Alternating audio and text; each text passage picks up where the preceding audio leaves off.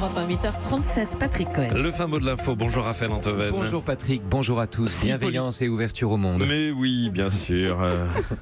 Ouvrez vos chakras. 6 policiers ont été légèrement blessés. 5 manifestants interpellés samedi dernier lors des échauffourées qui ont éclaté avec 200 militants anti-corrida qui tentaient de pénétrer dans l'enceinte des arènes de Nîmes. Oui, c'était le week-end de Pentecôte, la feria de Nîmes. L'occasion pour vous de revenir sur les méthodes des anti-corridas. Oui, avec le respect qu'on doit aux ancêtres du lynchage moderne.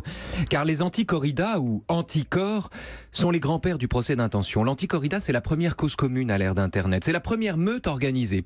En 1996, ils étaient déjà actifs en ligne. D'ailleurs, ils ont totalement gagné la partie. Leurs opinions sont devenues, sinon des vérités, du moins des opinions obligatoires.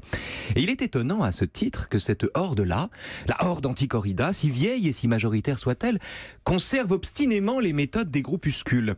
Les extrémistes véganes d'aujourd'hui, qui ne sont pas tous les véganes, mais enfin les extrémistes véganes d'aujourd'hui, avec leurs oreilles de lapin, sont incapables de rivaliser avec ces croumirs du bien.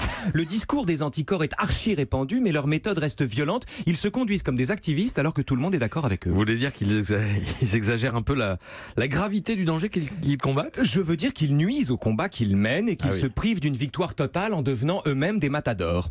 En persécutant les braves amoureux de la corrida qui sont aussi, à leur manière, les héritiers de Michel Léris, de Georges Bataille, de Picasso, de René Char ou d'Hemingway, les anticorps, ces voyous, exportent la reine hors de l'arène. Ils la mettent sur la place publique. Sauf que ça n'est plus le taureau qu'on pourchasse, c'est le taurin. Et ils s'y mettent à 10, à 100, à 1000, et ils ne lâchent pas. Ils épuisent la bête avant de l'achever dans un bain de fiel, où ils s'assurent que sa réputation se brise comme le coup du bovidé. Mais enfin, Raphaël, vous pouvez comprendre que la corrida soit aussi un spectacle qui soulève le cœur. Évidemment, certains, bien sûr, mais c'est pas la question. Moi, je ne juge pas le fait qu'on déteste la corrida, je le comprends parfaitement, et c'est peut-être mon cas d'ailleurs. Mais je déteste la façon dont on juge les gens qui aiment ça.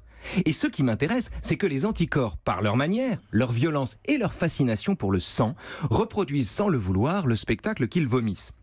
Dire qu'on aime la corrida aujourd'hui ne fait pas tomber sous le coup de la loi, heureusement, mais sous les crocs de ces prédateurs professionnels. Si vous dites des banalités comme « la corrida est une alchimie qui fait une danse de la charge d'un taureau » ou bien « dans l'arène, les taureaux ont une identité » ou si vous faites valoir qu'à tout prendre, il vaut mieux mourir dans l'arène que dans un abattoir, eh bien vous êtes un nazi, un sadique, un barbare, un cannibale, une ordure, un assassin, une immondice, un salaud de carniste qui mériterait, citation, qu'on lui bouffe les siennes, ce qui pour un végétarien est hautement contradictoire. Le fin mot de l'info ? C'est une phrase de Jean Cocteau sur la corrida, bien sûr.